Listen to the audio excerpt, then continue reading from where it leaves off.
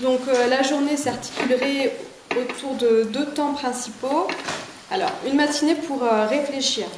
On est en train d'organiser des tables rondes la matinée destinées à démontrer combien le processus décisionnel de CIGEO est pipé depuis 20 ans, combien il est profondément antidémocratique. Et des militants locaux et des personnalités extérieures viendront expliquer ces débats-là, ces débats publics bidons, les manigances d'État, magouilles locales, les stratégies vicieuses de recherche de l'acceptabilité du public. Donc des militants locaux, mais aussi des militants d'autres projets, d'autres luttes, car on sait très bien que ce sont les mêmes stratégies qui s'appliquent pour ces luttes qui sont singulières, mais qui sont similaires dans leur schéma, dans leur forme. Donc ce temps de réflexion-là sera très important pour la journée, car il est destiné à démontrer que les liens qui unissent des opposants de longue date au projet CIGEO et les chouettes Thibou arrivés plus récemment sont renforcés par ces 20 ans de mépris. Ce sont vraiment 20 ans de mépris qui unissent autour d'une détermination qui est commune.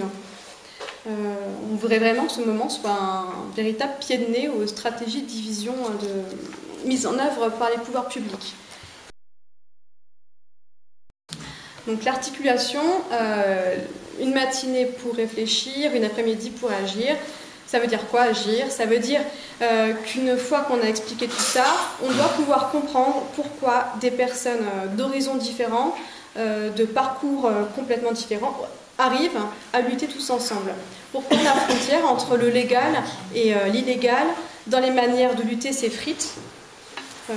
Pourquoi 20 ans de mensonges unissent autour d'une ténacité commune et cimentent les relations entre les opposants?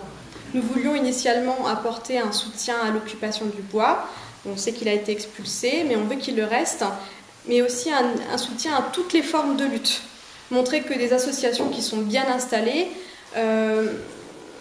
les interlocuteurs qui rassurent souvent finalement les pouvoirs publics, évoluent et peuvent aujourd'hui soutenir des occupations, des actions qui sont plus illégales mais profondément légitimes.